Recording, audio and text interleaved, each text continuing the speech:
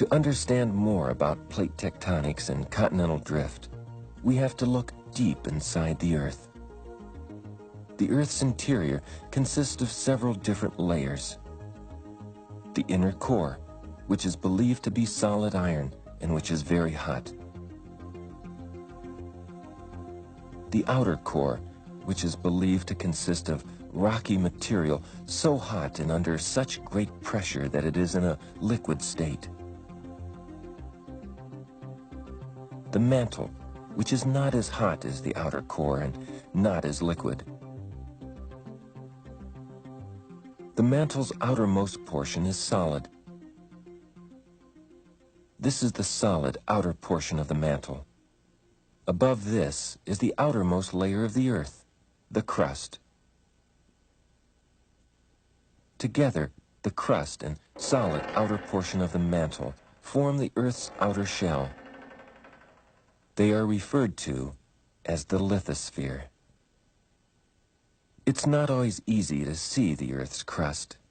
It's covered by vegetation and the oceans. But if you could drain the Earth's oceans and strip away our planet's vegetation, the Earth might look something like this. Now we can see the Earth's hard outer shell. And if you look closely, you can also see the shell is cracked. The red glowing lines mark the places where the Earth's shell is cracked into tectonic plates. Each plate carries a continent or an ocean basin, or sometimes both. The plates are moving at an average rate of 1 to 2 inches a year in a variety of directions, carrying continents and ocean basins with them. Here's why the plates are moving. Scientists believe material in the mantle is circulating much as it is doing here. The movement may be caused by heat within the mantle. You can get an idea of how heat can cause a circulating movement by watching rice as it boils. What you see happening within this beaker is similar to what's happening within the Earth's mantle. As mantle material moves, perhaps only inches a year, it causes the plates above it to move as well. In some places, plates are moving in opposite directions. They are moving apart. The area where two plates are moving apart is called a divergent boundary. In other places, plates are colliding. The area where two plates are colliding is called a convergent boundary. And in other places, plates slide past each other. This area is called a transform boundary. This is a cross-section of a divergent boundary, the mid-ocean ridge, located beneath the Atlantic Ocean. The North American plate is on the left, and the Eurasian plate is on the right. Scientists believe that as the plates move apart, mantle material called magma rises to fill the gap. Magma is the name we give lava before it erupts from volcanoes, as it is doing here.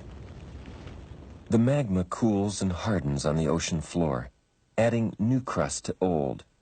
And as the seafloor spreads, North America moves farther away from Asia. The highlighted area on this globe shows where magma is surfacing between plate boundaries beneath the oceans, creating a mid-ocean ridge that circles the Earth. The ocean floor spreads in one direction on one side of the ridge, and in the opposite direction on the other.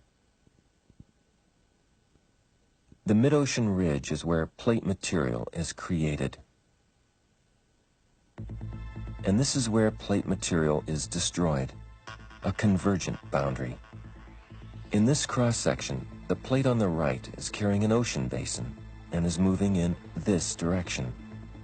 The plate on the left is carrying a continent and is moving in the opposite direction. The plate carrying the ocean basin is heavier and is diving beneath the plate carrying the continent. The leading edge of the diving plate is consumed back into the Earth's mantle. When one plate dives beneath another, it is called subduction, and the area where it occurs is called a subduction zone. Subduction may resemble what is happening on this lava lake as sections of hardened crust dive beneath other sections.